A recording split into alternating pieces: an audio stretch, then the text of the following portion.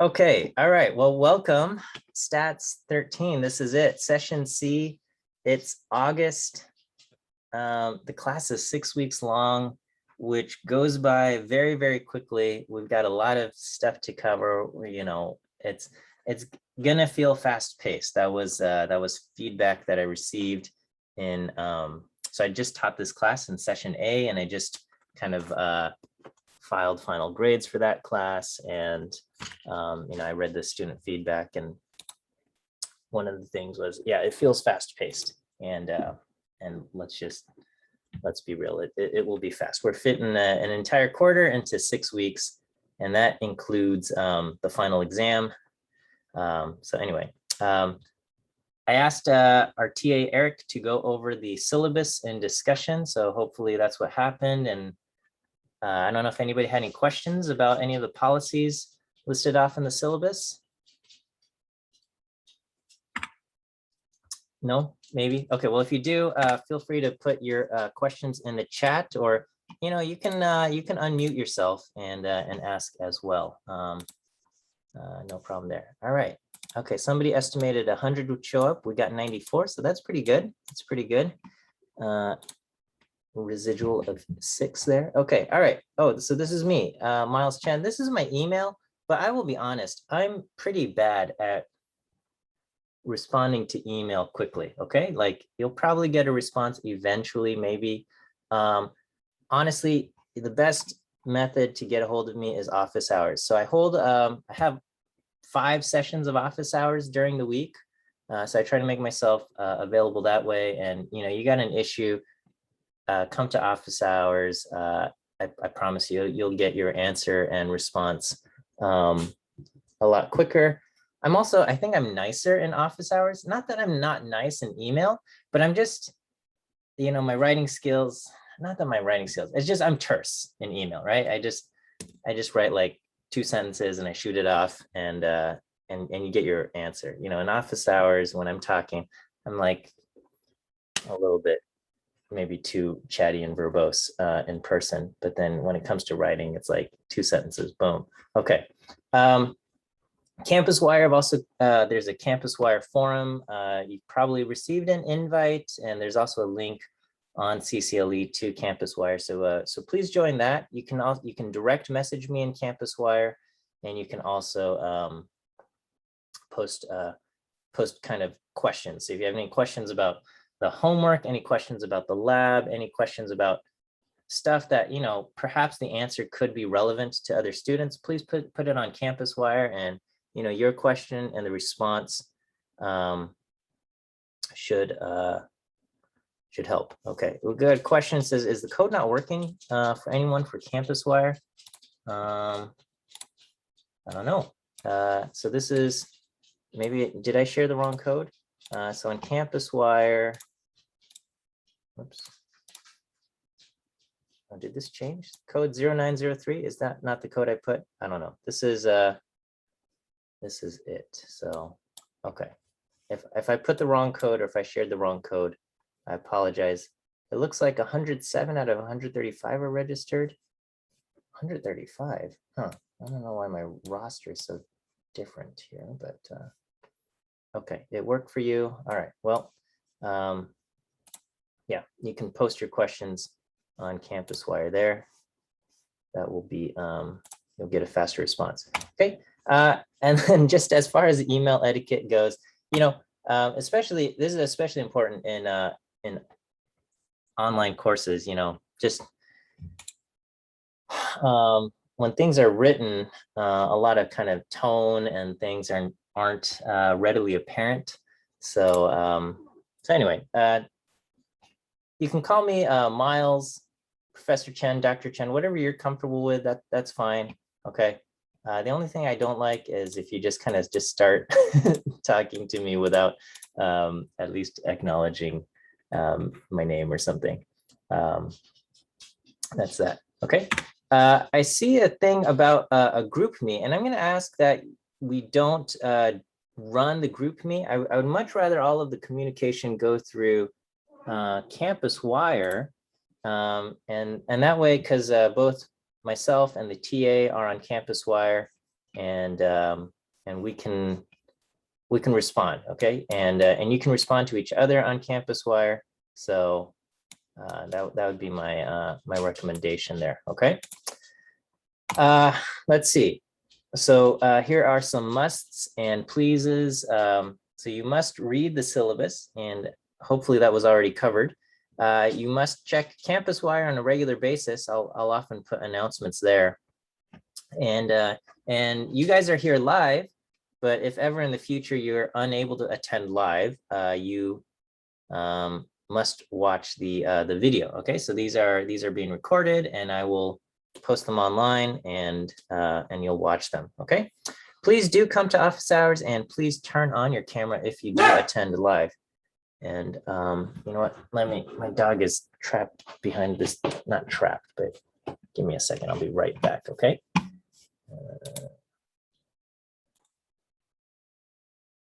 Okay. All right. So so we have that. And okay, so I see a question about lecture attendance and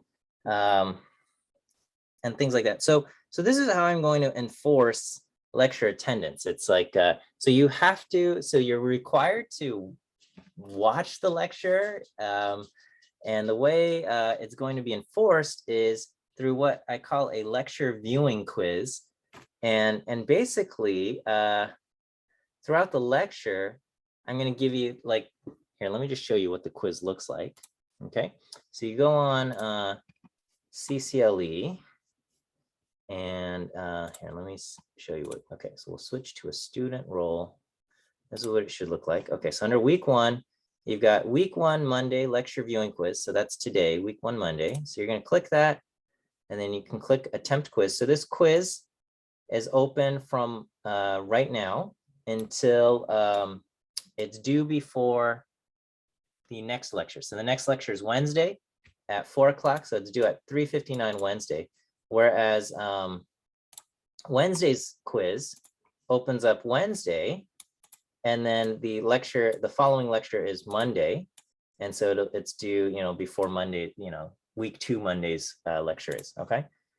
So anyway, your Monday quiz is only open for, you know, about 48 hours, all right? And so what you'll do is you'll click attempt quiz now, and it's not timed, but this is what the quiz looks like, okay? There's 3 questions, and there's absolutely no context to these questions, okay? The questions just go A, B, C, D, E, A, B, C, D, E, A, B, C, D, E. There's no context. You're not going to get the answer to this by reading your notes or something like that, okay? Instead, you have to kind of come to lecture, and I will say something like this, and this is for real. I will say your first lecture quiz answer for today is the letter C, C as in cat. And you'll want to have a little piece of paper while you're watching lecture, and you'll just jot this down. You'll just write down the letter C, okay? And then you know, the remaining whatever hour and 30 minutes, hour and 40 minutes I have, I will give you the other 2 answers, okay? And so I'll just kind of say that. So again, the only way you'll get the answers is by watching, at least listening to the lecture, okay? And so so you know, today, week 1 Monday, first question, the answer is C, okay? And then I'll give you the other 2 answers, right? Now, this is a quiz, okay? And just like any other quiz, if you share the answers with a friend or something, that's cheating, right? So, you know, don't ask a classmate or a friend for the answers, and don't give your classmate or friend the answers, okay? So you're not going to be doing your classmate any favors by giving them the quiz, right?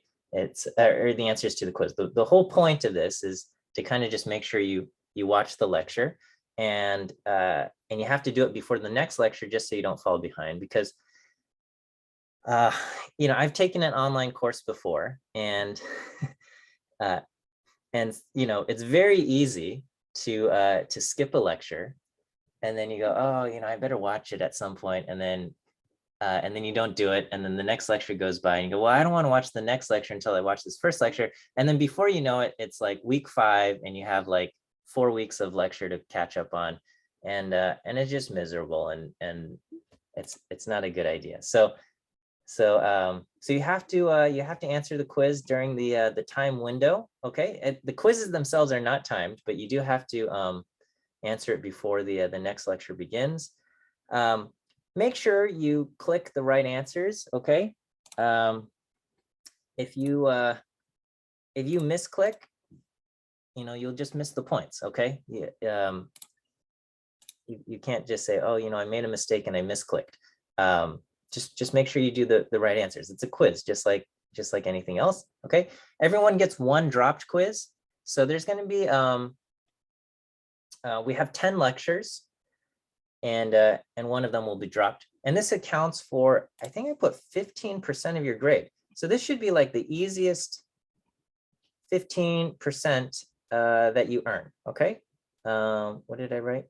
Lecture view quizzes. Okay, so there's 10 viewing quizzes. The lowest score is dropped. So if you forget one, no big deal. No need to email me or anything. Okay, and if you forget more than one, please also don't email me, because I'm going to just say sorry. Everybody gets one dropped quiz. Okay, and so just make sure you respond and do it. So usually I recommend, after lecture's over, just take the quiz right there, and there you go. Okay, will they be actual questions? No, there's no actual questions. Okay, I mean the questions look exactly like this. Okay, well, what's the first answer? A, B, C, D, or E? What's the next answer? A, B, C, D, or E? And I'm just going to give them to you in lecture, and the only way you're going to get it is by listening to me talk. Okay, does that make sense as far as how these lecture viewing quizzes go? So this is like, if you can't attend live, just watch the video, and if you watch the video, you'll get the answers. And that's how that's how you'll earn your points. And it should be a very, very, very easy 15 percentage points as far as your class grade goes. Okay. I would say post your questions to CampusWire. You're likely to get a quick response from classmates or myself or the TA. And if it's a question you don't want public, I would say come to office hours, or you can direct message me on CampusWire. You'll get a faster response during office hours. Okay, and that's that, right? You can send an email, but I'm just warning you, my email response time is not great. Okay, when will I post the lecture videos? So after the lecture ends, I click stop recording, and then my computer has to has to do something, and it's like processing video, and it's like, and it takes a while. So give it a few hours, okay? And then usually I go eat dinner, and usually I remember to post it that evening, but then occasionally I forget, and it will be posted the next morning. Okay, you can just put it on CampusWire. Did the professor forget to post the video? And I'll be like, oh yeah, sorry, here it is. Okay, but I try to get it posted that evening. So lecture ends 6. It'll probably be up by 10 p.m. Okay. All right. Oh, okay. So now we can get into the real stuff here. Stats 13. This is our class, and it's statistics. It's called Statistics for the Life Sciences, or something along those lines. And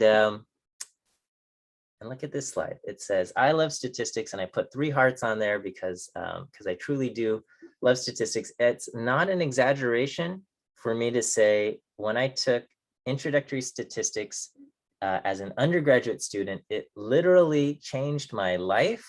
So I studied industrial engineering in undergrad, and I loved industrial engineering, and I still do. But as part of the industrial engineering curriculum, we're learning about like quality control, and statistics is involved in that. And I took the class, and I fell in love.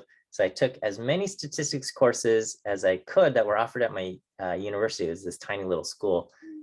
They had like 3 or 4 classes. I took them all, and I finished my degree in industrial engineering.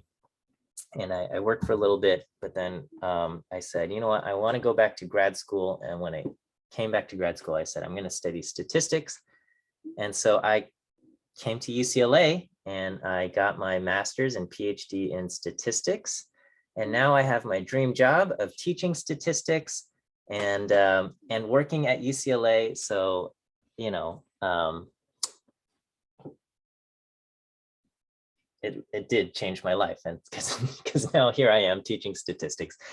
And so anyway, what was I saying? Oh, okay. So I put the slides are filled with notes so that it keeps me on track of what I'm going to say. So I recognize not everyone will love statistics the way I do, and that's fine. You probably will not major in statistics. That's okay.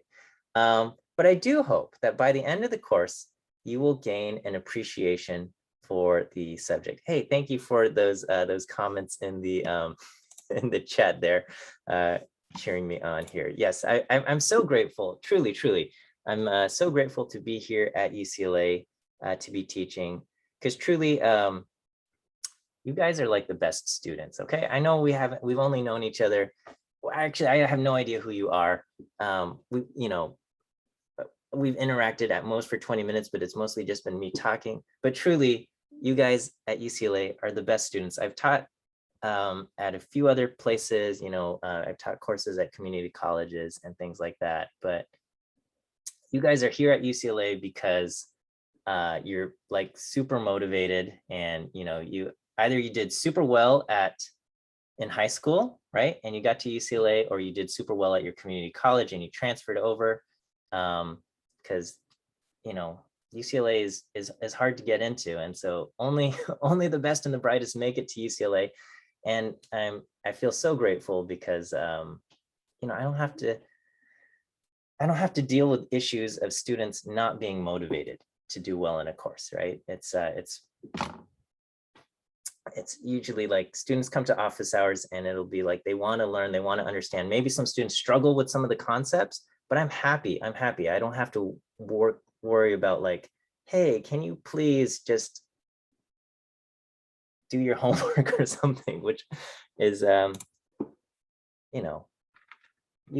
you went to a school, I'm sure you had classmates where you felt like, man, I wish you cared more about this group project so I don't have to do everything. But anyway, so I'm so thankful to be teaching to you guys, and to be teaching statistics, which is near and dear to my heart.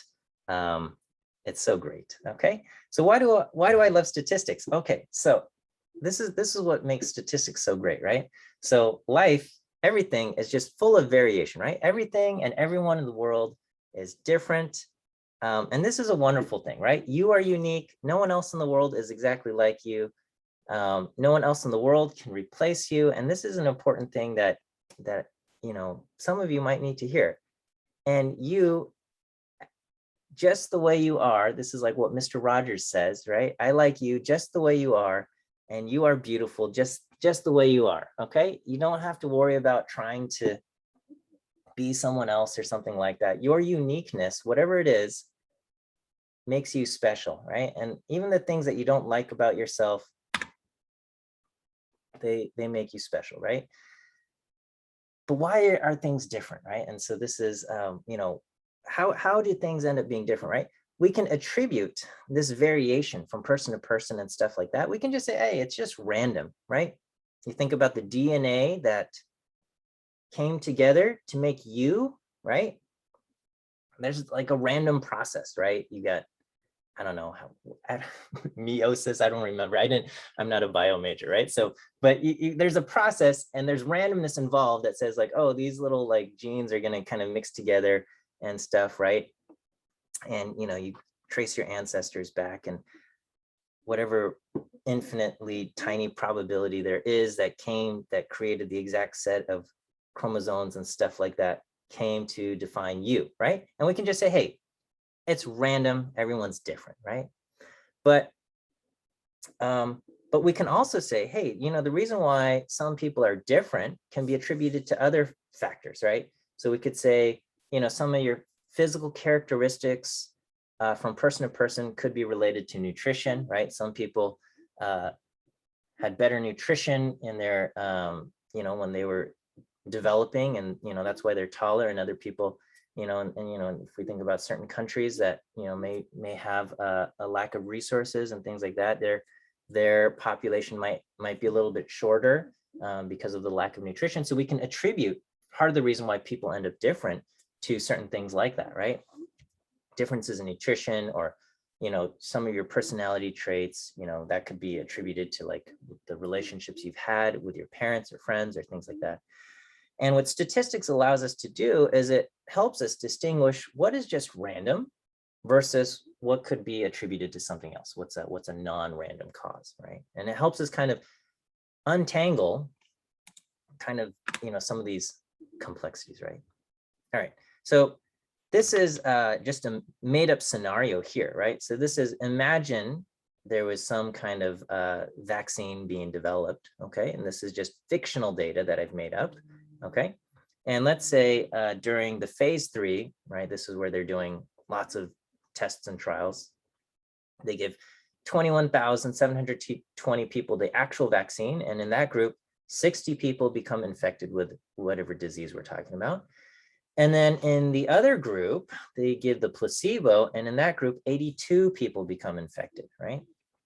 And so we said, okay, you know, only 60 people in the vaccine group got infected, but 82 people in the other group got infected. So there's a difference there. And the question is, you know, is the difference between 60 and 82, is that justification that the vaccine is effective, right? Is this, it's not a dramatic, I mean, it's a difference, right? But it's only, you know, 60 out of 21,000 versus 82 out of 21,000, you know, is that difference big enough for us to say, yes, this vaccine is effective? And if we were to do this analysis, the answer with this data would be maybe, maybe not, right? One could argue that neither the vaccine nor placebo, you know, truly offers any protection against the disease here, right? Both groups get infected.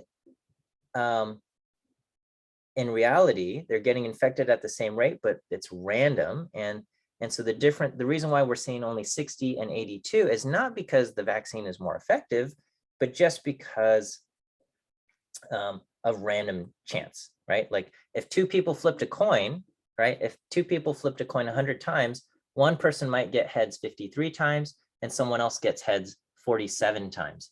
And we wouldn't say, oh, that difference between 53 and 47 is because one person had a trick coin that favored heads and the other person had a trick coin that favored tails. We would just say, oh, well, both of them have fair coins that land heads 50, you know, with a 50% probability, but it's random. So yeah, this person got 53 heads and this person got 47 heads. We would say that could be due to random chance. And if we were to do the analysis here for this data, this difference between 60 and 82 could actually be attributed to random chance in the same way that the difference between 53 heads and 47 heads could be attributed to random chance with a coin flip, okay? In real life, the Pfizer vaccine that many of you received, others of you received Moderna or Johnson & Johnson or something else, okay? In real life, the results were this, okay? During the phase 3 trial, they gave 21,720 people the vaccine. And in that group, some people still became infected, but there were only 8 people who became infected. And in the placebo group, 162 people became infected. So that's a very, very dramatic difference, right? 162 versus 8. This kind of difference cannot be attributed just to random chance, right? This would be like saying one person flips a coin 100 times and gets 99 heads, and the other person flips a coin 100 times and gets 3 heads. Okay, we would not say that difference between 99 heads and 3 heads is just because of random chance. Okay, we would say, okay, definitely the person who got 99 heads out of 100 flips has some trick coin that lands heads a lot more often, and the person who only got 3 heads out of 100 flips definitely has some kind of trick coin that causes it to land heads less often. Okay, these kinds of dramatic differences can be, we can say, is not because of random choice or random chance, right? But you know, this difference is very dramatic, whereas this difference is a lot closer, and there's a whole lot of results in between, right? What if it wasn't 8 versus 162? What if it was 40 versus 70 or something like that, right? How can we start to separate what is due to random chance and what is due to, something actually going on. And the answer to that comes in, the study of statistics, right? So what this course is all about is that, we want to make conclusions from data. Okay, so we have data, we want to use this data to make conclusions, right? The conclusions we're going to make are going to be about large populations that we cannot directly observe. We can't, whatever question we're asking, there's going to be a group associated with it, and there's just going to be, in general, going to be way too many people for us to kind of study every single one of them. All right, so what we're going to do is we study a sample. We study, maybe we spend a lot of money and we test, 40,000 people. Okay, maybe we don't have that much money, and so we test, 500 people or 80 people, whatever we can afford. Okay, and what we want to do is we want to look at the results in our sample of data, and maybe we notice, hey, there's an association between variables in our sample of data. And that could mean that there is an association between the variables in the actual population, in the system, whatever system is producing this data. Maybe there is a relationship there. Okay. On the other hand, it could also just be because of random chance, right? Like if we got 53 heads versus 47 heads, it's not necessarily that one person's got a fair coin or has a trick coin or something, but it just could be random chance, right?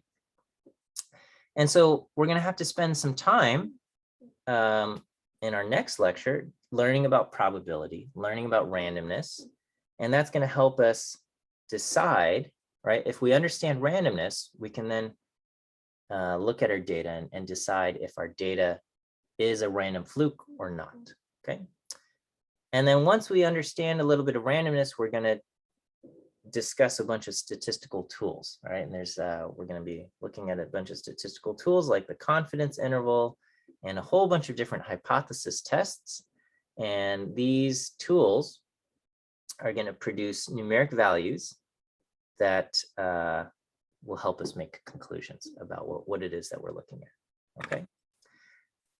So this is a little bit of I don't know, conceptual roadmap of what we're going to do. So today we're looking at chapter 1 and chapter 2. And chapter 1 is all about kind of these big picture concepts. We're going to talk about data, collecting data.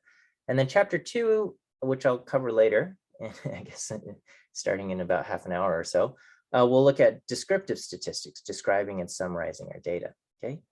And then on Wednesday, we will take a look at probability and probability distributions, or maybe, well, I don't know, I can't remember. Okay, but we're going to look at probability distributions and sampling distributions. And this is all about kind of understanding randomness. How do random events work?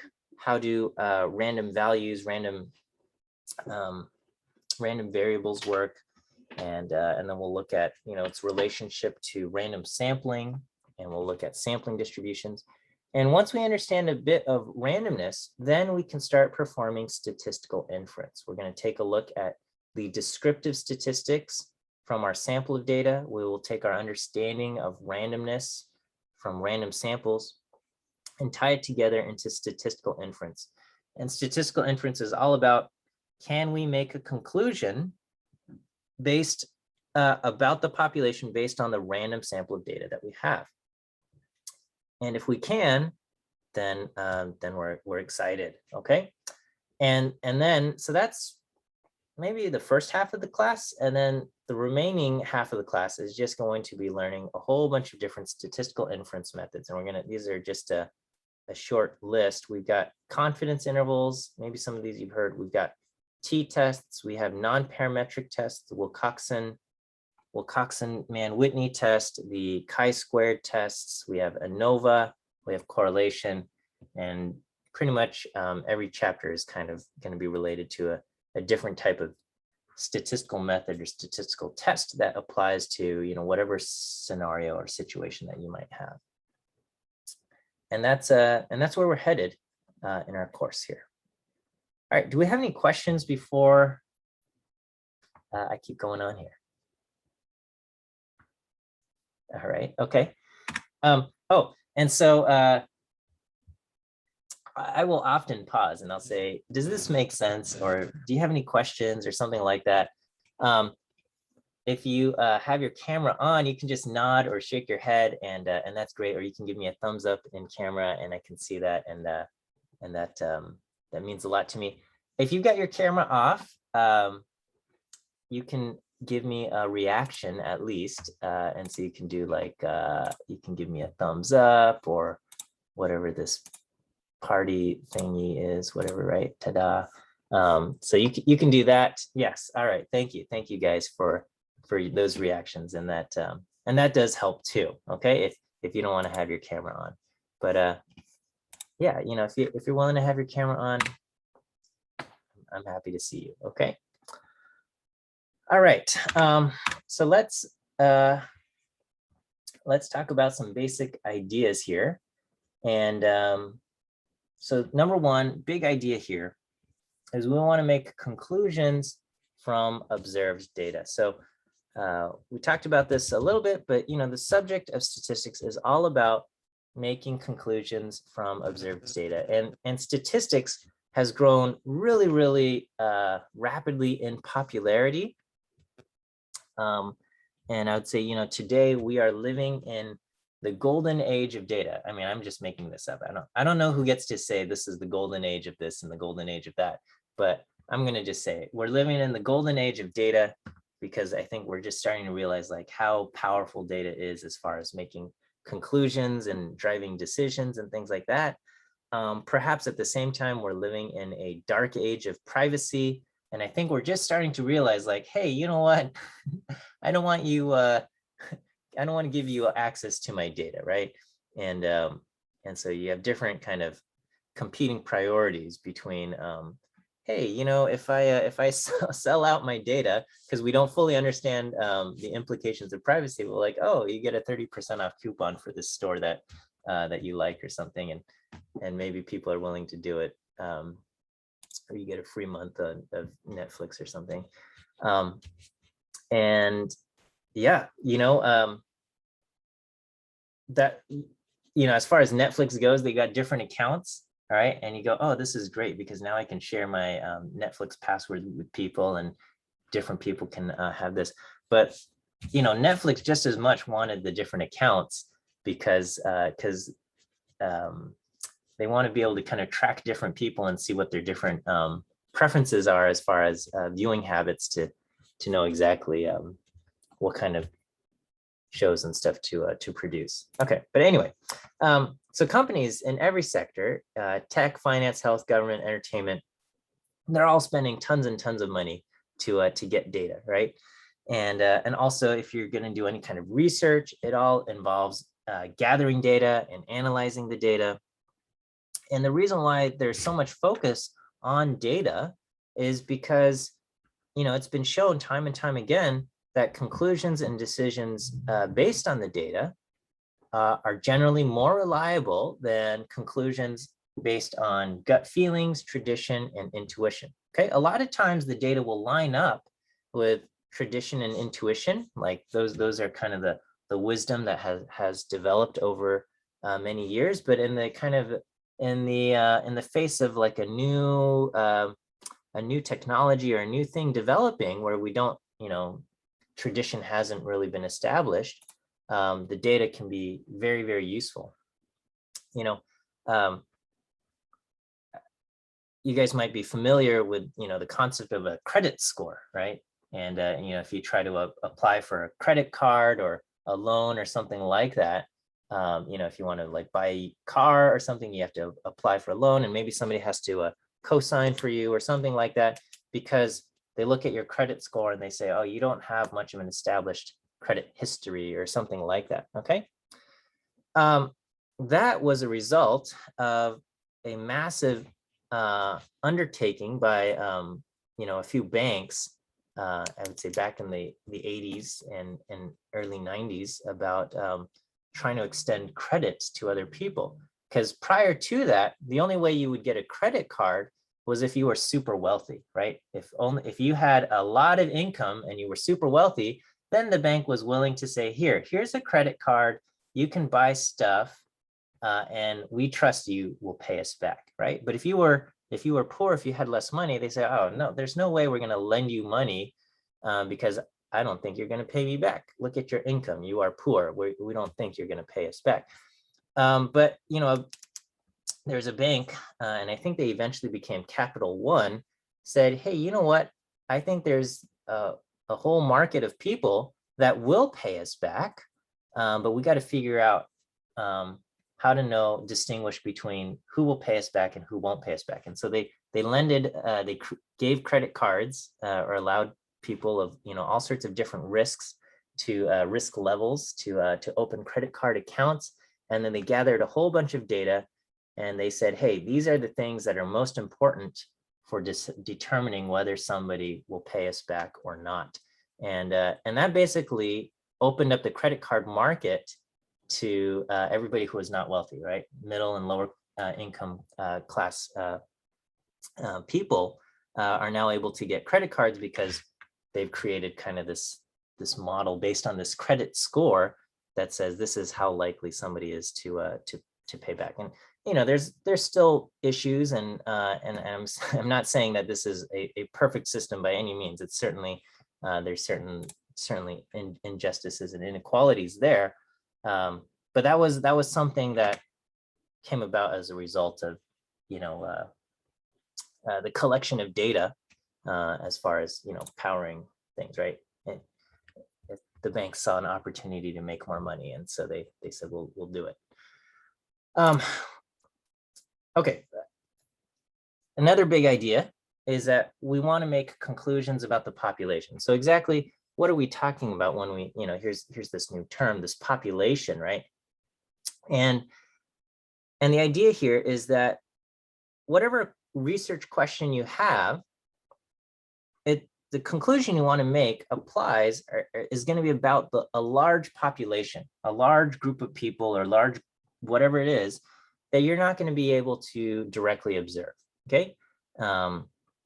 So whatever research question you have, there's going to be a relevant population. So, your research questions could be something like, is some experimental drug ABC, effective at treating disease XYZ? Okay. Or, if we increase the cost of some product by, say, 5%, will people still purchase it? Okay. Or, if we're talking about politics, what proportion of voters have a favorable opinion of some politician, right? Some politician, John Q. Public, okay? And all of these questions have an associated population. The population would be everyone who's relevant to answering the question. So it could be everyone who has disease XYZ, or all potential customers of the product, or all voters who could vote for or against the politician, right? So if we're talking about an American politician, John Q. Public, it would be, all of the voters in that politician's district or constituency or something like that, okay? And generally, these populations are just too big for us to observe or study directly, right? If we're talking about some disease XYZ, we might not even know who has the disease, right? And even if we did, how are we supposed to track them all down, okay? How are we going to know, all the voters who could vote for or against a politician? Really, we can only survey them on election day, and elections are actually very expensive to run. And so, you might survey just like, 200 likely voters or something like that, rather than trying to survey every single person in the district. Okay, so instead of studying the population directly, again, it's way too big for us to observe, we're going to select and study a sample. So a sample is a selection of people or subjects taken from the population, right? Ideally, what we want is we want our sample to be like a miniature version of the population. We want it to be representative of the population. So when the researcher records information about individuals in the sample, this is going to form our observed data. And based on what we see in the sample, we're going to try to make conclusions about the population. And what we want is we want our sample to be representative, to be like miniature version of the entire population, right? It's kind of like, sometimes online they'll say like, if the world were just a village of 100 people, this is how many people would be whatever and whatever and whatever. And that's basically what we want. We want our sample to be like the 100-person village that represents the entire population. So here's a made-up example. Let's say there's some experimental drug ABC. Is it more effective at treating disease XYZ than whatever current conventional treatment exists, right? So in this case, the population will be everyone with disease XYZ, right? We have no way to track down every single person with this disease, and we're not going to be able to study this population directly. We might not even be aware of who has the disease, right? That's half the problem, or a large part of the problem, is that people aren't even aware that they, are infected, or people aren't even aware that, they have cancer or something like that. And so they're not even aware that they're part of the population of people who have the disease, right? But so what we have to do is we have to work with a sample of volunteers who do have the disease, okay? And what we want is we want our sample of volunteers to be representative, or at least similar to the population. And we're going to gather data from our sample. And maybe when we do that, we find that people in our sample who receive the experimental drug, maybe they recover at a greater rate than those who didn't get the experimental drug, right? So here's the new experimental drug. We give it to the people who have the disease in our study, and they improve, their conditions improve, right?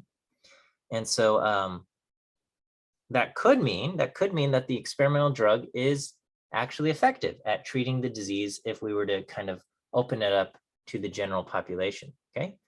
It's also possible that the results that we see in our data could just be a random fluke, right? It could just be that we happen to get some people that were going to recover anyway. And so, it didn't really matter if we gave them this experimental drug or not. We just happened to get in our sample some healthy people who are going to recover anyway. And it could just be a random fluke. So the whole idea of selecting a sample, that process is called sampling. Sampling is the process of selecting your sample. And ideally, again, the samples that we select are going to be representative of the population. And if it is not representative, our sample is said to be biased, right? So you might select too many or too few people from a certain group. So it could be a particular racial group. You maybe select too many or not enough people from a racial or ethnic group, or maybe a gender or something like that.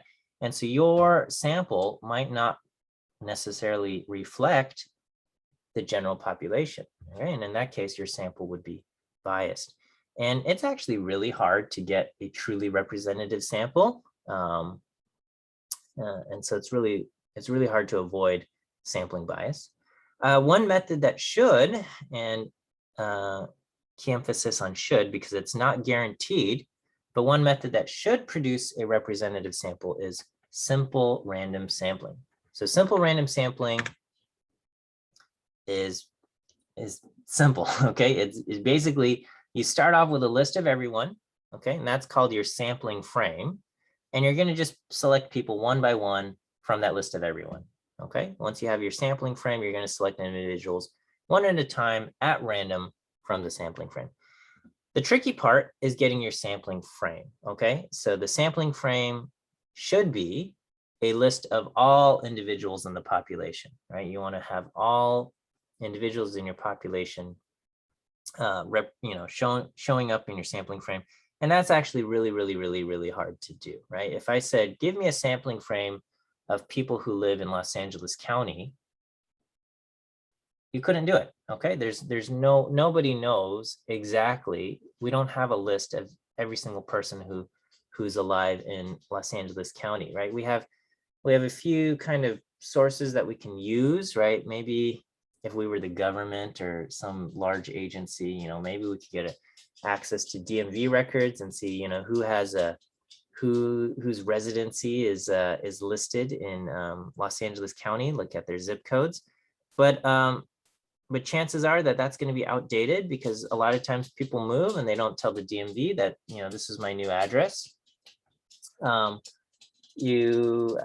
Maybe you can get access to all of the cell phone towers in Los Angeles County and see which cell phones have pinged the tower. But then you'll miss out on anybody who doesn't have a cell phone, right? So kind of a lot of young kids or something, or just people who don't have cell phones. You know, people who have multiple cell phones will, you know, be more likely to be selected and things like that. It's really, really hard, right? And then you got a whole bunch of people who don't have permanent addresses, people who don't have permanent homes. How are we supposed to track all of these people down? Okay, but let's assume we're able to get a good sampling frame.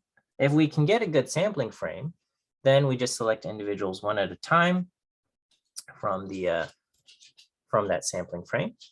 And every individual will have an equal chance of being selected, and every possible sample has an equal chance of being selected.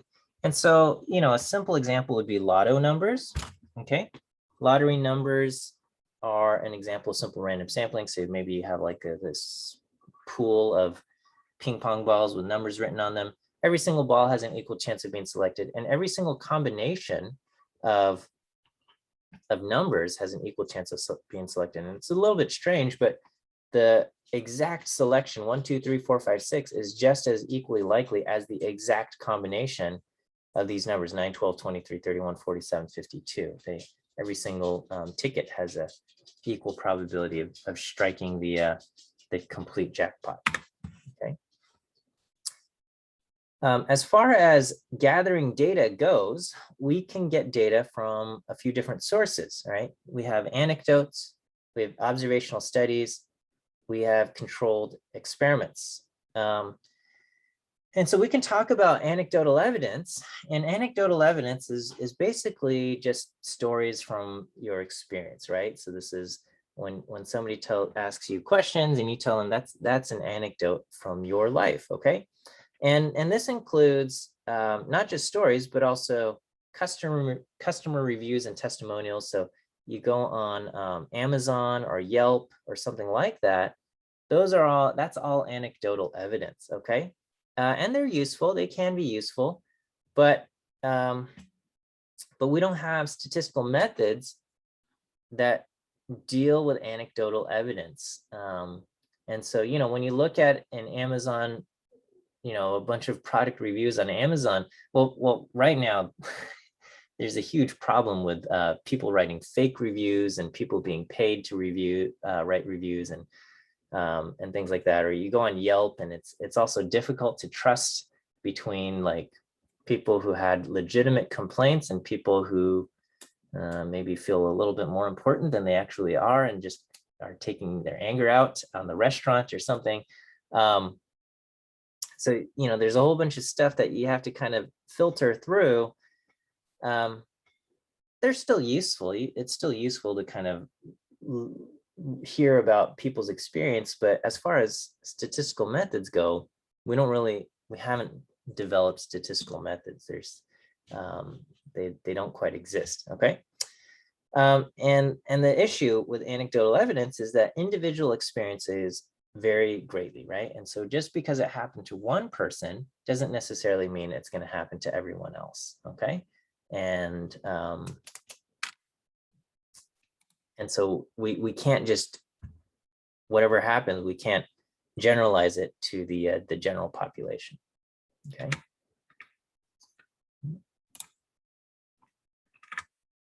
So on the other hand, we have observational studies, okay? In observational studies, what we do is we observe our subject, okay? And ideally, the sample of people that we are going to observe is going to be representative of the population. We often try to use random sampling if we can. We try not to interfere with the subjects other than taking measurements. So, you know, as soon as people know that they're being studied, that could affect their behaviors. But in general, we try not to interfere with what's happening. And basically, the subject's own kind of actions and decisions will kind of determine whether they end up being in one group or another group, right? So, you know, maybe you're interested to know if exercise, you know, if you know, maybe participating in a yoga class improves, you know, whatever cardiovascular function or something like that. And if it's an observational study, you don't get to say, hey, we're going to force you to take yoga. You're just going to kind of look at people and you're going to say, you know, thanks for letting us observe you. And we ask you questions, and their person's going to say, yes, I participate in yoga. And other people say, I don't. And then maybe we measure cardiovascular function and things like that.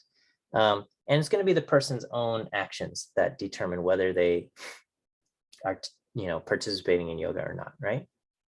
And then at the end of the observational study, maybe we find a relationship between two variables, but that relationship we find can only be an association. We cannot conclude that changes in one thing causes changes in the other variable, okay?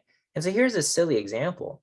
A silly example is, because I think something like this was actually studied, and obviously they didn't publish this as if like this is what's happening, but you know, they looked at a whole bunch of different households, measured a whole bunch of different variables, you know, what's one of them being like, what's the reading performance at the school? And they measured a whole bunch of other variables, right? Like, you know, household income and, you know, how many this and that. And maybe one of the variables they measured was the number of electronic devices in the home. So things like iPads and phones and TVs and, you know, whatever, you know, smart devices and things like that. They said, you know, how many of these electronic devices exist, and what the researchers might find is that there is not a strong, but there is a weak positive relationship between the number of electronic devices and reading performance at school, showing that households with more electronic devices tend to have children that have higher reading performance at school versus houses that have fewer electronic devices. And so I think we would look at that and we would say, you know, it would be silly for us to conclude that having more electronic devices is going to improve a student's reading ability. Okay, to just say, you know, this is what the data shows. And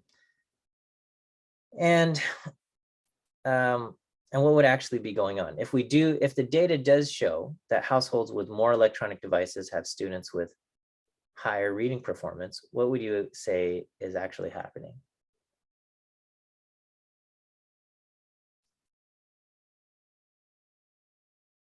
If anybody wants to say anything, right? More able to afford education or tutoring and stuff. They have more money. Okay, yeah, so there's a confounding variable, right? A confounding variable is another variable that could possibly explain the association. And it's a known thing. And again, the exact mechanism of exactly how this works and why it works this way is a little bit, you know, more complicated.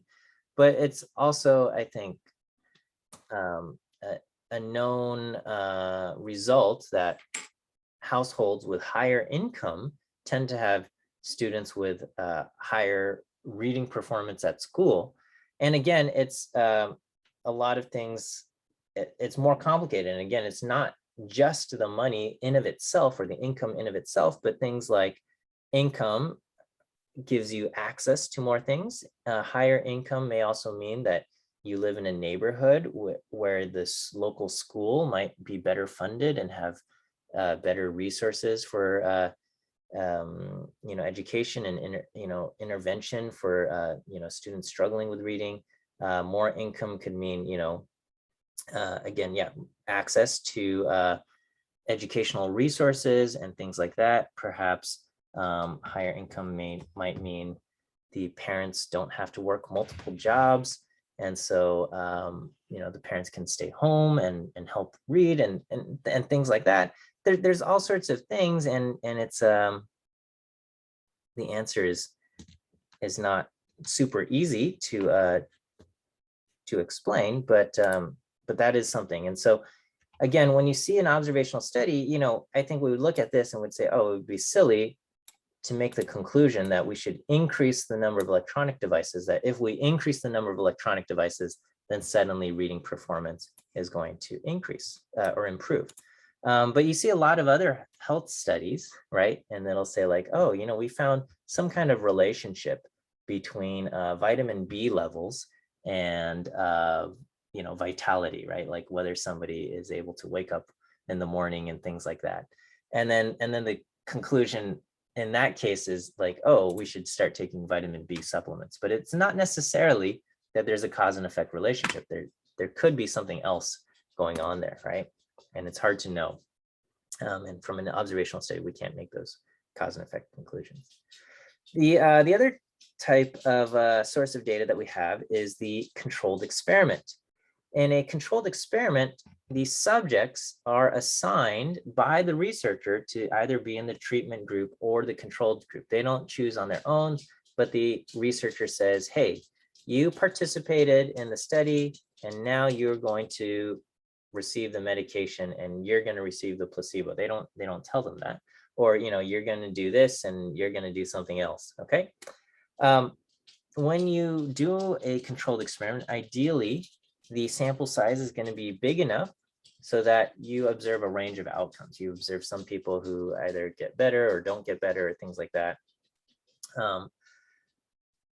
The researchers should use random assignment, okay, to put participants in the treatment or control group. So if the researchers don't use random assignment, it's a lot harder, right? So you might say, you know, let's look at the study, and some people are going to get surgery. You know, they have this ailment. Some people are going to get surgery, and some people are going to, you know, just get sent home with a cast or something, right? And we tell them not to get the surgery. And if you do a study like that, what you're definitely going to see is that the people who get surgery are going to recover and improve at a higher rate. Now, is it that because the surgery was important or surgery is effective? That certainly could be part of it. But also, what's a major factor is that a doctor is not going to recommend surgery to a person who doesn't have a certain baseline of health, right? So if somebody is 80 years old and very weak and frail, a doctor is not going to recommend a very invasive procedure like surgery. And so, so that's going to kind of bias the results in that way already. So, so you need to have random assignment. That's just going to say, you know, some people are going to get randomly assigned to this thing, and some people are going to get randomly assigned to the other. Participants should be blind, that meaning that they should not know whether they are in the treatment group or in the control group. And if people are making evaluations, those people who are making evaluations should also be blind in that they don't know which patient or which client is in the treatment or control group. So for example, maybe you're testing out a medication that could be used to treat depression, okay? And so depression is a condition that is not easily measured, in that you can't just hook up a machine and get someone's, like for blood pressure, you hook up a machine and get blood pressure, right? For weight, you have them stand on a scale, you get the weight, okay?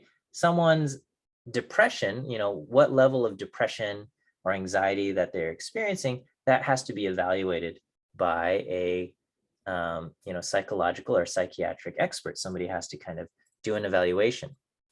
And whoever's doing the evaluation shouldn't know, oh, this patient is getting the experimental treatment, or this patient is not. That person making the evaluation should not know which group the patient is in.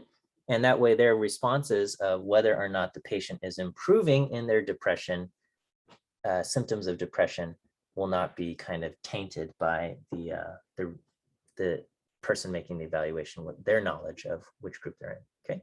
So we use placebos, we use, you know, we have like double-blind trials and things like that to kind of aid in kind of keeping everybody who's doing these evaluations or things like that from knowing which group they're in, right?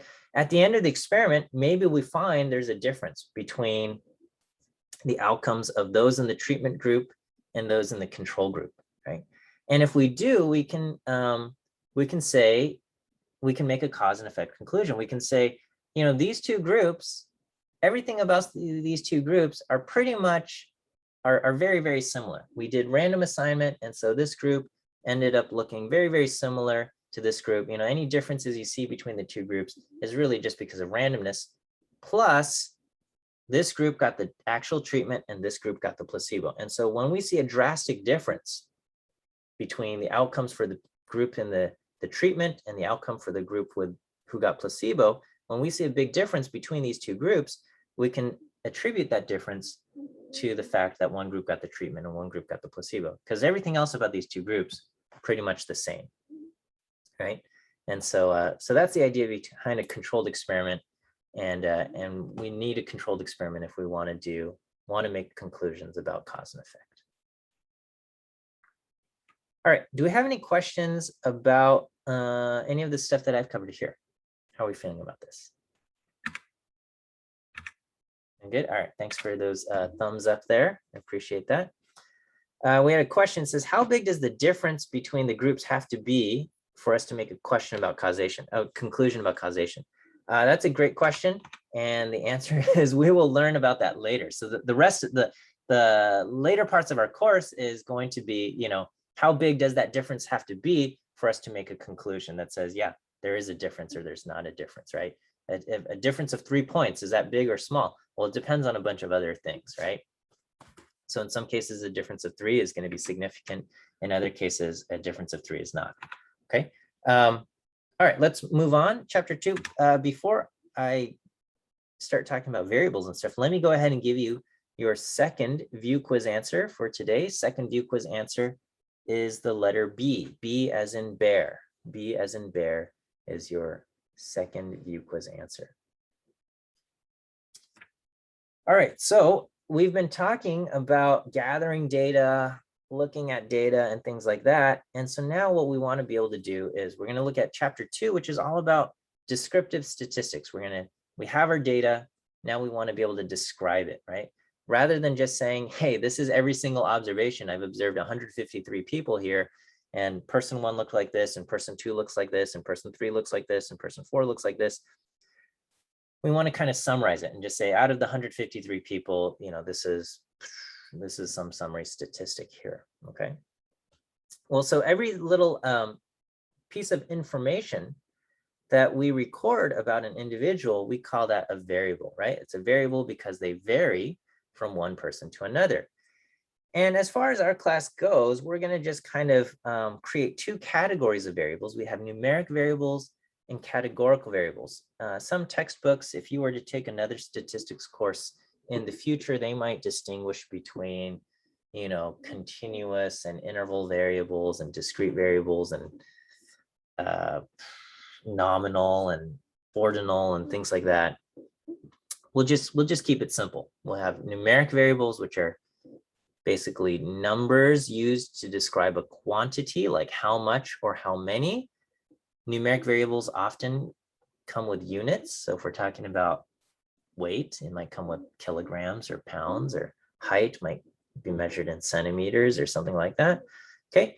You also have categorical variables. Categorical variables will tell us what type, what kind. So let's take a look here. Okay. We've got so data frequently organized into tables. Each, when we organize our data, we might call this tidy data or something like that. And when we have our data organized into a table, what we want is we want each observation to be in a row, okay? And each row should only contain one observation, right? So you don't want to have, so here's a table, I only have 2 entries here, but this one person should exist in only one row. So we shouldn't have the same person show up in multiple rows.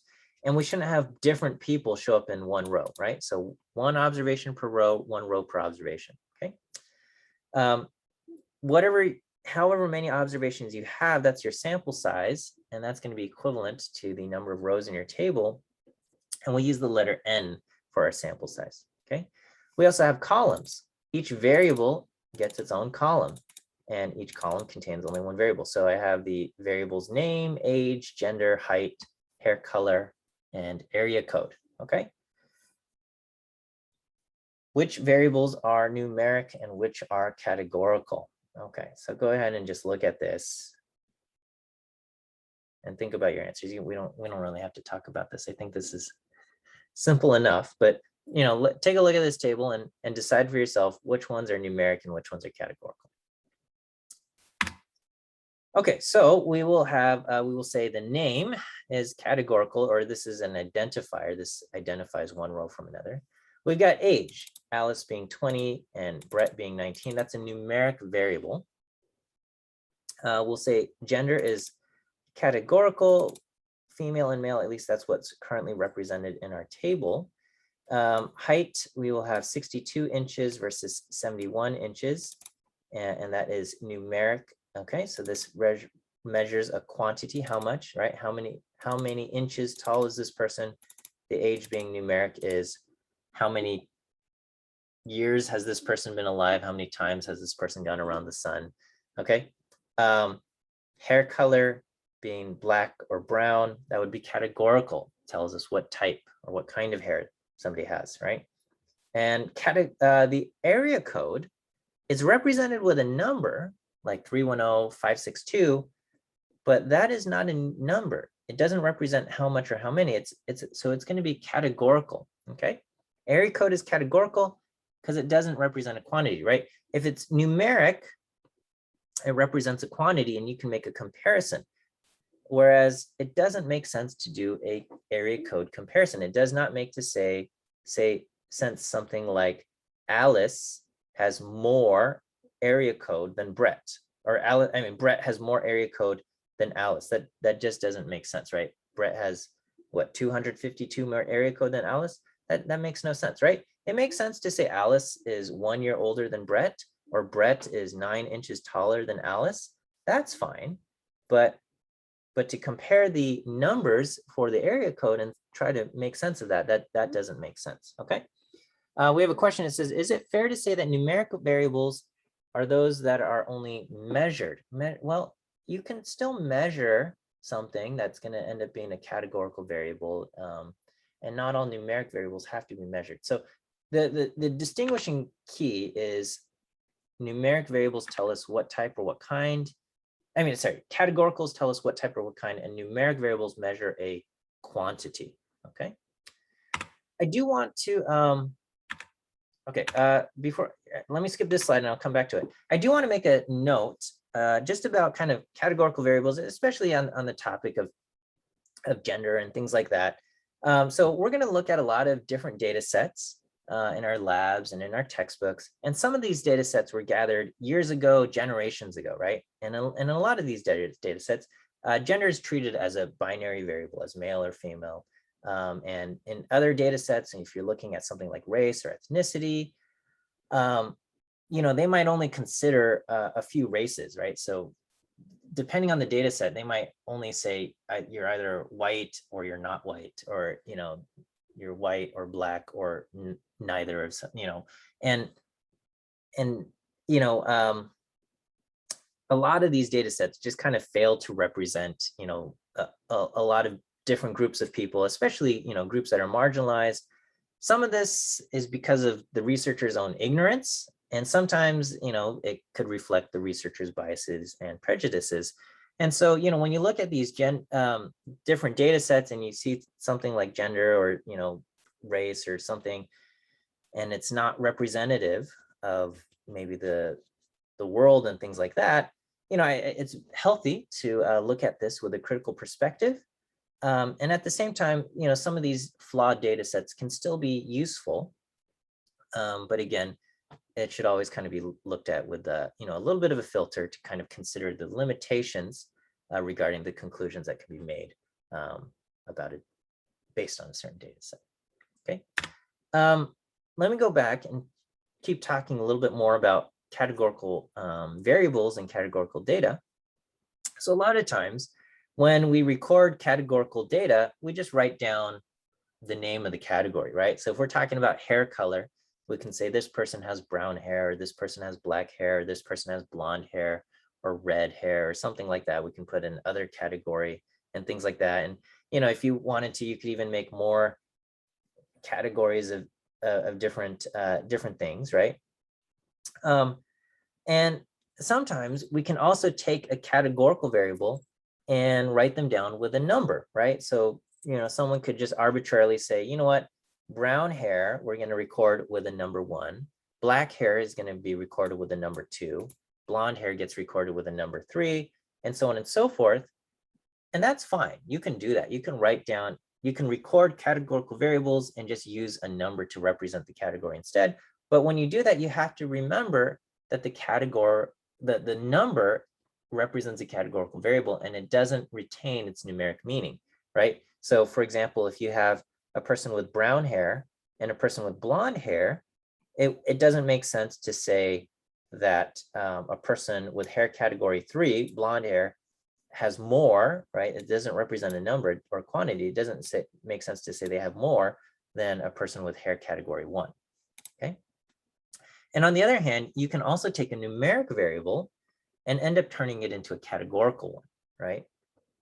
So you can say, take something like age, right? A lot of times we treat age as a numeric variable, but we could turn it into a categorical variable. We can just say, this person is a minor, or this person is an adult, right? And that suddenly becomes a categorical variable, you know, as far as, you know, is this person allowed to vote? Yes or no? Or is this person, I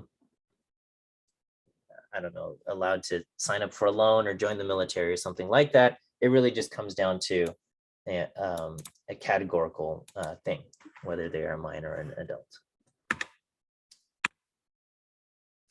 All right, let's talk about summarizing some categorical data, right? And so here is a frequency table, and we looked at this is I just cut this, copied and pasted it from your textbook. Oh, I forgot, I have to make an announcement regarding the textbook. Okay, sorry, side note, detour. So on the course website, this course is part of the Inclusive Access program, okay? So what Inclusive Access is you go on the website on CCLE and you click UCLA Store Material, and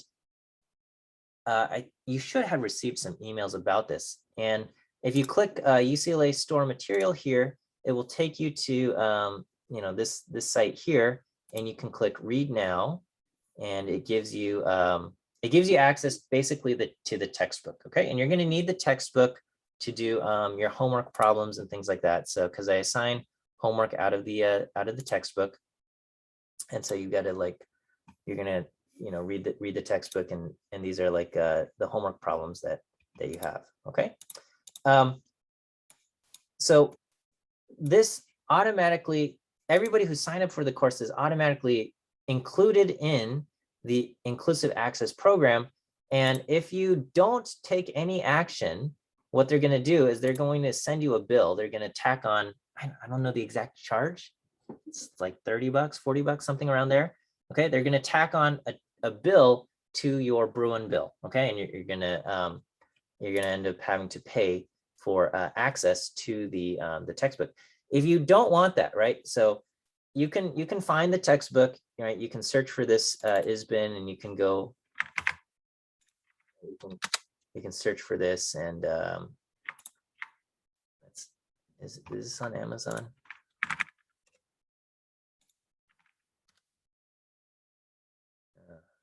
No, it's not. Okay. Well, we'll do Statistics for the Life Sciences. Oh, that's because it's for the subscription, right? Statistics for the Life Sciences, 5th edition. So you can buy the textbook or rent it or something, right? So you can rent it on Amazon for around 23 bucks, it looks like.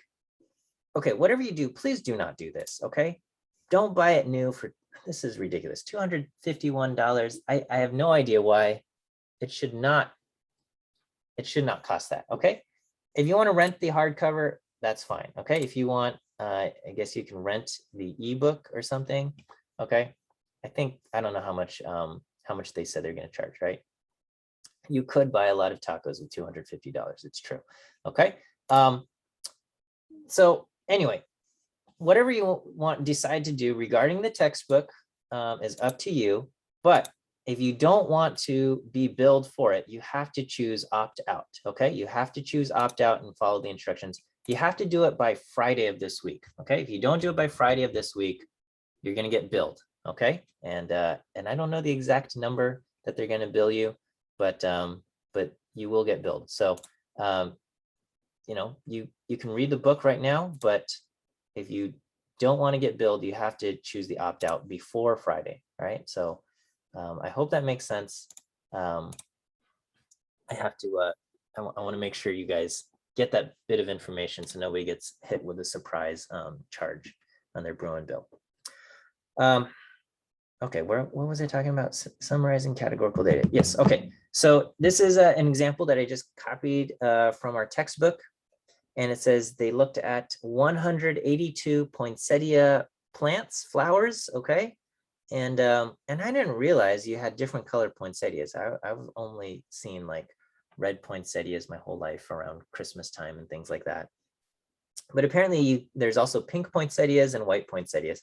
And so they looked at 182 of them, and then they recorded the information, right? They said, how many red poinsettias do we have? They said, we have 108. How many pink poinsettias do we have? We have 34. How many white poinsettias do we have? 40. And this looks like numbers. When you summarize categorical data, you're going to use numbers, but the underlying data is categorical. Okay, this summary is called a frequency table, right? Because it just tells what was the frequency of this category, right? And it's simple enough. Okay, so the total number in a frequency table, 182, is equal to the total number of rows in the data. So we don't get to see the actual 182 rows in our being recorded, but we have them. Okay, this thing over here is a graphic representation of the categorical data. We call this a bar chart or a bar plot or a bar graph, whatever. Bar is the common theme there. And basically it's, I don't think this is a surprise to anybody. You just make a bar and you have some kind of scale on the left, and you say, well, we had 108 red ones. So we make a bar that has a height of 108, 34 for pink. You make a bar with a height of 34. You make a bar with a height of 40. Okay. One thing to note is that the arrangement of these bars is completely arbitrary, right? So here they're currently arranged red, pink, white, okay? It's just as valid if we wanted to arrange them pink, white, red, or white, red, pink, or white, pink, red, whatever arrangement we want is fine. There's no rhyme or reason why they should be put in this order, okay? And because you can rearrange bars, it doesn't make sense to talk about the shape of a categorical distribution. So later on, we will talk about the shape of a distribution, and it's going to be something that we'll talk about frequently. But just keep this in mind. It doesn't make sense to talk about the shape of a categorical distribution. Okay, so, let's talk about this, okay? Variation in a categorical variable. So I want you to think of the answer. Don't show your answer on Zoom just yet. Don't show your answer. I'll count to 3, and we'll show. You can pick your reaction on Zoom. So I think on reactions, right under reactions, you can have a green check or a red X. Okay, and so here, I made 2 frequency tables. This one has 60 red, 61 pink, 61 white, and the corresponding bar chart looks like this. And this table has red 140, pink 40, and white 2, and the corresponding bar chart looks like this. And thinking of the categorical variable, what is the, being the categorical variable of the colors of the poinsettia flowers, red, pink, and white, the colors there, which distribution, the one on the left or the one on the right, has more variation in colors? Which graph shows more variation in colors? So think about that, and then I will count to 3. Okay, so which graph shows more variation in colors? Okay, so I'll count to 3, and then show me whether you did the one on the left with the green check or the one on the right with the red X. Okay, ready? Are you guys ready? Yeah, okay. 1, 2, and 3. Let's see your answers. Okay, so we got, oh, great. Okay. Well, out of 87 of you, it looks like 50 of you participated. Okay, so we got 38, it looked around 38 green checks, something around 20 pink or red. Okay, so most of you selected this side and some of you selected the red reaction X. Okay, so the answer is that the one on the left has more variation in color. Okay, the table and graph on the left has more variation in color. So if you picked the green check, you are correct. Okay, so maximum variation, as far as a categorical variable goes, we achieve maximum variation when all categories are equally represented, right? So what I want you to do is just imagine, you can close your eyes if this is going to help you imagine, right? Close your eyes and imagine walking into a field with this distribution of colors, okay?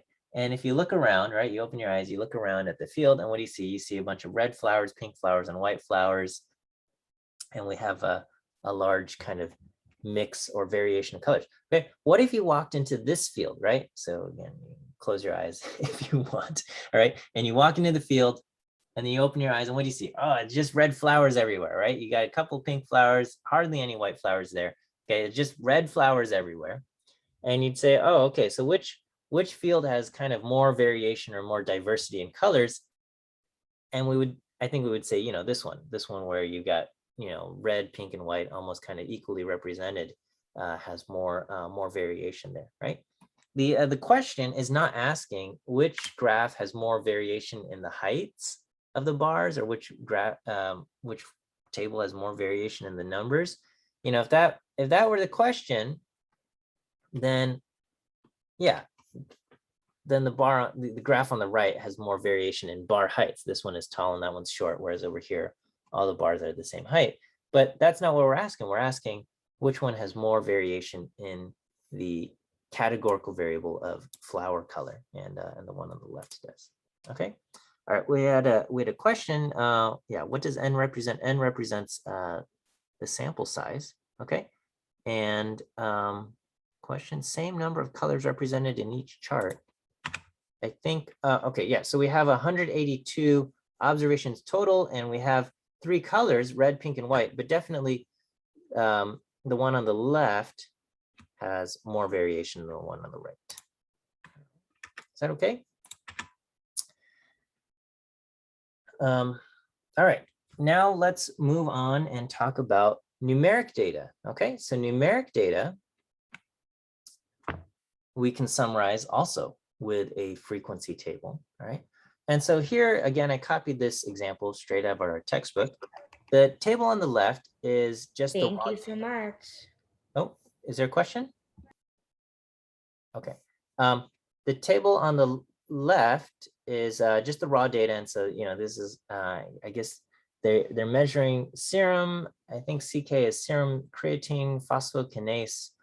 I don't exactly know what the function is of that chemical or in the body. Creatine phosphokinase values for 36 different men. These are the numbers, and this is the resulting frequency table, okay? And so they created what they, little bins here. And so when you see a square bracket on the left, it means from and including that number. And you have a curved brace on the right, means up to but not including that number. So square brace 40, comma 60, curved brace parentheses is going to be 40 up to but not including 60. So any value from 40 up to like 59.9, okay? And basically what they did was they went through and they said, okay, how many values do we have between 20 up to, but not including 40? And if you go through, you have one value, this person who has a value of 25, whatever units per liter, we write 1 in the frequency table. Okay, how many people have values between 40 and 60? We go through and I've highlighted them. There's 4 people with values between 40 and 60, and so we write down a 4 here. How many people have values between 60 and 80, but not including 80? So we go through and we count, and we got the 68, 64, 60, 78, 62, 67, 70. That's 7 people, and so we write down 70. Okay, and we do this for every single category, or not category, every single bin, which will be kind of a range of values, and we count how many observations fit that range. Okay, we have a total of 36 observations, and so the total of our frequency is also going to be 36, and this is our frequency table.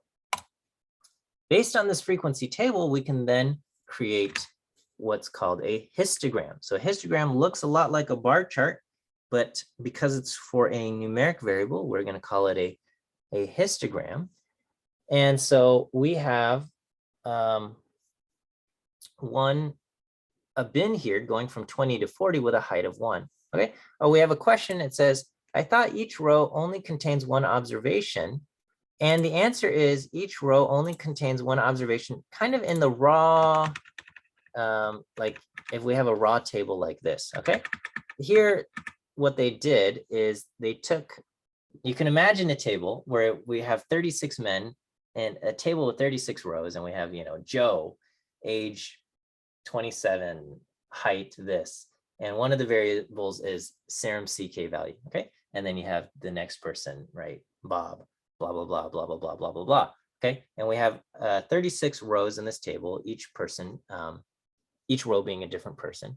And basically what this, they have done is they've taken that one column for serum CK levels, and there's 36 values, and they said, you know what, a single column of 36 values, maybe that's too hard to represent. So they just kind of wrapped the text around. So now you have kind of a box of 36 values, 6 by 6 here. And then we are summarizing them in a summary table. Okay, and so this is a summary table, and that's what we have. Yeah. So if you can imagine, way back here, some table where you got 36 rows, 1 for each person, and one of the columns, is going to be serum CK level, and we're just taking that column. So here we are, and so now we make a histogram, and we say, okay, values from 20 to 40 have a height of 1. Values from 40 to 60, there's 4 people, and so this bar is going to have a height of 4. Values from 60 to 80, there's 7 people. This bar has a height of 7. Okay, and so now we have a histogram. It looks a lot like a bar chart. Stylistically, and this is not super key, but stylistically, bar charts will often have no spaces between the different bars, or histograms will not have spaces between the bars, whereas a bar chart might. Bar chart might have spaces between them. Histograms generally do not have spaces between. That's a stylistic choice. The important thing is that when you have a histogram, you can't rearrange the bars, right? So with this bar chart, if we wanted to rearrange the bars and go pink, white, red, or white, red, pink, or whatever, we wanted to change the order of bars, we could do that. With a histogram, we cannot change the bars because the order of the bars is tied to the number line, right? You can't just say, oh, I want 60 to come after 100. That's not allowed. So the arrangement of bars is set, and now that the arrangement of bars is set, we can start talking about shape. Okay. Before we do that, though, there's another related plot called the dot plot. Dot plot is pretty much a histogram, but with dots instead, right? And so so here, this is a summary table, a frequency table that's already been created. We didn't even bother looking at the raw data this time. We just have a frequency table, and it is, I guess we are looking at the number of piglets from 36 different sows, okay? So I think the Orange County Fair, is that going on right now? Maybe it's wrapping up or something, but you know, you have sows giving birth to piglets and things like that. And there's a whole bunch of baby pigs being born. And apparently, you know, some sows will have as many as 14 piglets, and this sow only had 5 piglets. And you know, some will have more and some will have fewer and things like that. And this is how the data is summarized. Okay, and so this information here, where we say how many sows had 5 piglets survive, there was only 1. How many sows had 6 piglets survive? There was actually no sows with exactly 6 piglets. How many sows had 7 piglets survive? There were 2 of them. How many sows had 8 piglets survive? And there were 3 of them. That's represented here with the histogram. We have, for the bar at 5, we have a height of 1. The bar at 7 has a height of 2. The bar at 8 has a height of 3. Okay. The exact same information can also be represented here with a dot plot, where here is a dot at 5. We have 2 dots at 7, okay, and they're stacked on top of each other. For 8, we have 3 dots stacked up there. For 9, we have 3 dots, and you can see that this information and this information are the same. Okay, dot plots aren't my favorite thing, but they do exist. Sometimes they do appear, and so so anyway, here's your dot plot display.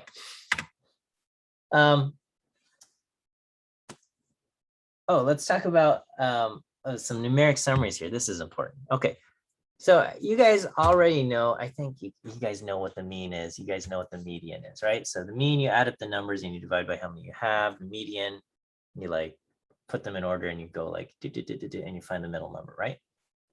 Okay, I don't know if anybody told you what the mean and the median do, okay, as far as how they measure the center. What the median does is the median balances the number of observations that are above or below the median, right? So if you have 20 numbers, the median is going to be the spot where you have 10 above and 10 below. It balances the numbers above and below the median, okay? Whereas the mean balances what we would call the deviations from the mean, right? And I will have an illustration here, but you'll look at the deviations of values above the mean and deviations of values below the mean. And the mean is going to be the spot that balances the deviations.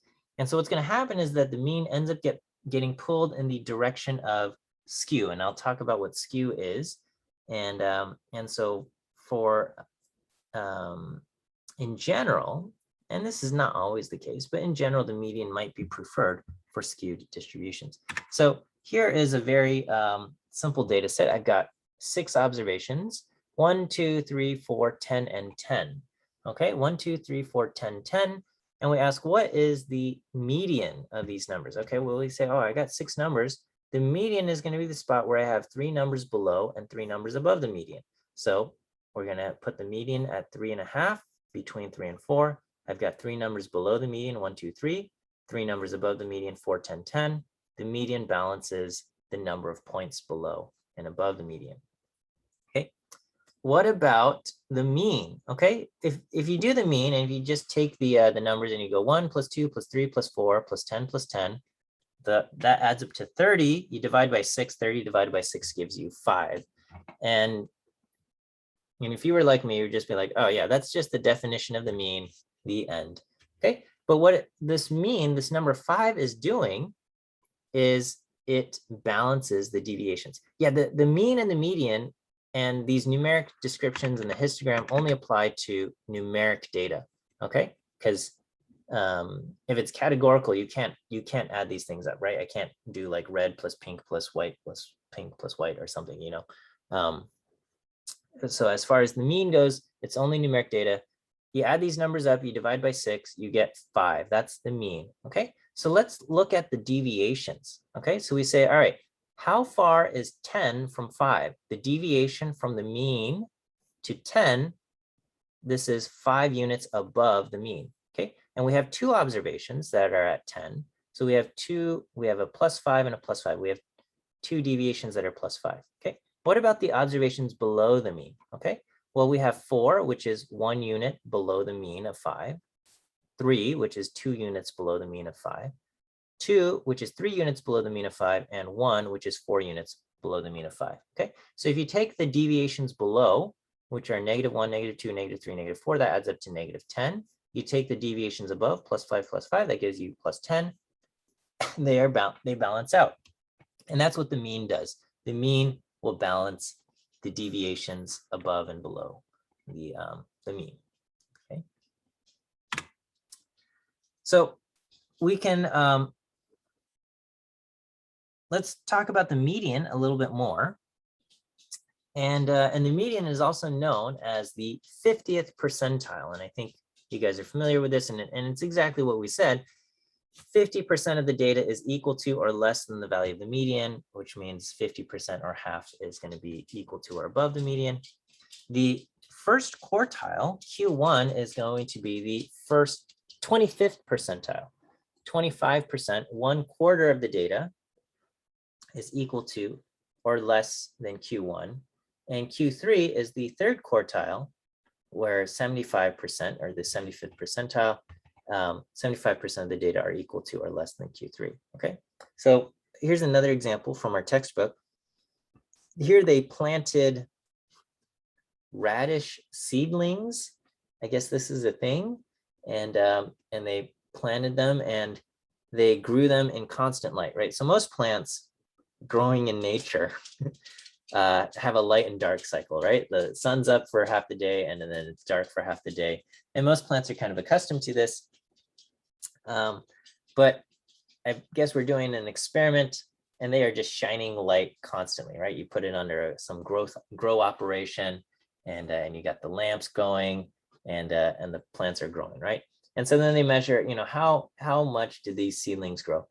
And so the numbers come back 3, 5, 5, 7. So they arrange them from least to greatest: 3, 5, 5, 7, 7, 8, 9, 10, 10, 10, 10, 14, 20, and 21. And so you say, okay, well, let's find the median. Well, median is going to be the spot where we have 7 below and 7 above. We got 14 measurements. Okay. How do we identify quartile 1 and quartile 3? Okay. There's a few methods for finding quartiles. And when you use R, so on Wednesday, in your discussion section, your TA will lead you through the labs in R. And when you use R, the method it finds for calculating the first quartile and third quartile is actually a little bit different from what we're going to cover in class. But as far as doing things ourselves by hand, this is the method we're going to use. Okay. Basically, first find the median. Okay, and the median is going to split the data into the lower half and the upper half. And then basically, once you have half of that, the lower half, you're going to split that in half. You're going to find the median of the lower half, right? So it's basically like splitting in half and splitting in half. And theoretically, that should give you a quarter. Okay, so if you have an even number of values, the median will be the average of the middle two numbers. So here we got 14 values. We're going to take the average of 9 and 10, and the median is going to be 9.5. And then we'll take the lower numbers, 3, 5, 5, 7, 7, 8, 9, and we'll find the median of those 7 values, right? And so the median is going to be the central number 7, where we have 3 numbers below, 3, 5, 5 below this, and we have 3 numbers above, 7, 8, 9, okay? And so that's going to be Q1. Q1 is this number 7. We do the same thing on the right, and we get Q3 to be 10. All right, so far so good. Finding Q1 and Q3. All right, great. Thanks for that thumbs up. And so we have a display, graphic display called a box plot. And a box plot is going to show the information from the median in Q1 and Q3. And so you start by drawing a box, okay? So we take Q1, which is 7, we take Q3, which is 10, and the median 9.5. And so here I've got a number line, and it goes from 0 to 25. And I'm going to draw a box going from Q1 to Q3, going from 7 to 10. And I draw a vertical line at the median. Okay, so this median shows up at 9.5. Okay, Here I've labeled it. Normally you wouldn't label it like this, but you just have the box going from 7 to 10 and a vertical line at 9.5. Okay, and then what we're going to do is we're going to extend whiskers from the box to the smallest value in our data set that is not an outlier. Okay, so we've got data going, 3 to 21, we're going to draw whiskers going to the smallest data value in our data that is not an outlier to the largest value in our data, which is not an outlier. Okay, so what values are outliers? Okay, so to decide what is an outlier or not, we have to create fences. All right, and so these fences are invisible boundaries, but they exist. We have the lower fence and the upper fence. The lower fence is the first quartile, Q1, minus 1.5 times the IQR. IQR stands for interquartile range. It's the difference between Q1 and Q3. It's basically the width of the box. How wide the box is, that's your IQR. So our box goes from 7 to 10. Our IQR is 3. So the lower fence is going to be Q1 minus 1.5 times the IQR. And our upper fence is going to be Q3 plus 1.5 times the IQR, right? So basically, we're going to, here's the width of the box. I'm going to go 1.5 widths down and 1.5 widths above. So if I do 7 minus 4.5, I get a lower fence at 2.5. I do 10 plus 4.5, and I get an upper fence at 14.5. Okay, and so this is going to be anything inside here is not an outlier. Anything above the upper fence is an outlier. Anything below the lower fence will be considered an outlier. And we're going to draw whiskers to the largest and smallest values in our data that are not considered to be outliers. Okay, so with my lower fence and upper fence, these are my data. The smallest value I have is a 3, okay? And it's not an outlier. So I'm going to draw a whisker from the box down to 3. The largest value I have that's not an outlier is 14, right? My upper fence is at 14.5, so 14 is not an outlier. The whisker goes up to 14, okay? The values 20 and 21 are beyond the upper fence, and so those are outliers, okay? So these are outliers. So my whiskers go down to 3 and 14, and then I draw little circles at 20 and 21 to represent that they are considered outliers. Okay, do we feel good about this? Drawing a box plot? Okay. So I think in the syllabus, they talked about, quizzes every week and stuff. I'll talk a little bit more about it on Wednesday. You can definitely expect a few questions about a box plot on the upcoming quiz, which will be released Saturday and due on Sunday, okay? All right, we talked about shapes of numeric distributions. The idea here is if you drew like a smooth line over the histogram, you can represent something like this. And basically, we've got symmetric and bell-shaped. The idea being like you can attach a handle right here, and then you got like this big, I don't know, bell that you might ring or something. I don't know. You got skewed to the right, skewed to the left. Okay. You think like, how do I remember which one's skewed to the right and skewed to the left? Okay, just imagine using this to kind of like skewer something, stab something. And which side would you use to skewer something? You would use the sharp pointy side on the right. So the sharp pointy side is on the right, that's skewed to the right. The sharp pointy thing is on the left, this one is skewed to the left. We call the sharp pointy thing the tail. So the thing that kind of veers off here is the tail. Over here, we got the tail going to the left. So what is symmetric? Symmetric basically means that, you got most of your values near the middle, and you got things that are higher and things that are lower. And basically the things that are extremely high show up less frequently, but about as common as things that are much lower, okay? So something like height will be symmetric. Basically, most people are average height. You've got some really tall people, you've got some really short people, and you've got just about as many tall people as you do short people, okay? Skewed to the right means most of the people are kind of down here, and you've got some values that are much higher than everyone else, okay? And and you go in the opposite direction, you don't really have any outliers on the left, right? So skewed to the right means most values are kind of on the low end. You got some extreme values on the right side tail, no outliers on the left. Something like income is going to be skewed to the right. Most people probably make, I don't know, we can be generous and we can say between 0 and 200,000, and that's going to cover most people. But then are there people that make $1 million a year, 10 million a year? More than that? Sure. Okay. And they are extremely skewed to the right, right? Like if you think about somebody making 10 million a year, that is like 50 times more than somebody making 200,000 a year. And I think we would say somebody who makes 200,000 a year, they're doing pretty well. But the person making 10 million a year is 50 times that, okay? And so that would be like way off the chart. And that would be extremely skewed to the right. Okay? Skewed to the left is kind of the opposite. Most of the values are up here, and then you're going to have some extremely low values. So something like scores on a relatively easy exam. Most people might score in the 80, 90, 100, something around there. You might have a few individuals scoring something like 30% or something like that, and that's going to be skewed to the left. Okay, I'm going to go a couple minutes past 5:50, and I apologize. I just want to talk a little bit about this, and then I'll let you guys do your reading and do your homework to get a little bit more exercise here. Okay, we've got numeric summaries for spread. So we talked about, you know, the mean and the median, the IQR and things like that.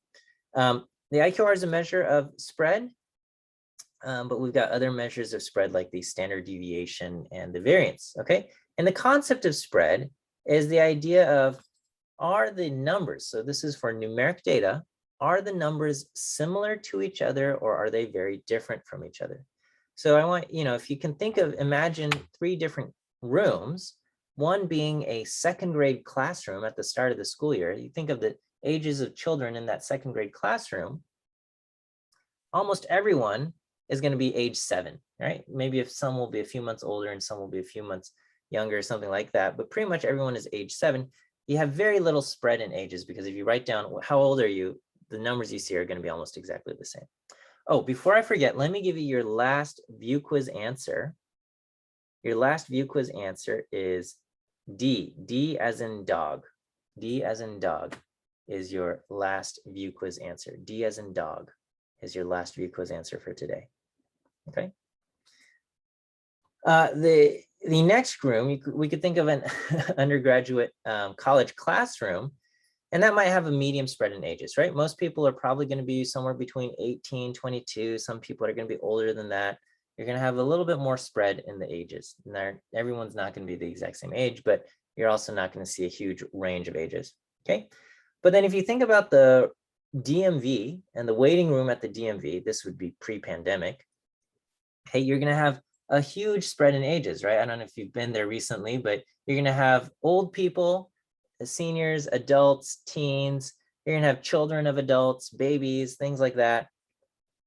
Very wide range of ages, okay? And so, you know, to describe this, we can say low spread, medium spread, high spread, right? But rather than just having these vague terms, we can actually give a quantity, right? And so we have the variance, and this will give you a quantity for the amount of spread. And the formula for the variance is this, okay?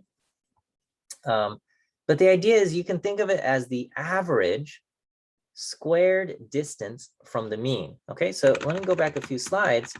These are the deviations from the mean. These are the distances from the mean. We can square these things, right? I can take +5 and square it, and I get 25. 5 squared is 25. I do 1 squared, 2 squared, -3 squared, -4 squared. I get some number, right? So I can take those deviations from the mean, which is what we have here. Take each value, subtract off the mean, and square it. I can take those deviations from the mean and I can take the average, all right? And that's basically the idea of the variance, okay? It's a little bit off. It's not, if it was the mean, if it was the average, we would take these, this is the distance, each observation, yi minus the mean, squared. So this is the squared deviation. If it was the average square deviation, I would take this, add them up and divide by n, but for the variance, we're going to divide by n minus 1, okay? N minus 1. This is the reason why we do n minus 1 is something known as Bessel's correction, and we don't have to get into it, but we divide by n minus 1 rather than n, okay? So it's kind of like the average of the squared distances from the mean, okay? And then if you take the square root of that, you end up getting the standard deviation, okay? I would love to explain even more, but I got to end lecture. We're already a few minutes over. So we will end lecture here, and we will say good night, and I will see you guys on Wednesday. I'm looking forward to a great quarter with you guys, and so we'll see you guys on Wednesday. I'll stick around for a few minutes after for office hours as well, if you have any questions or issues, and then but if not, have a good night, and we'll see you guys on Wednesday. Thank you. Thank you. Thank you. Good night.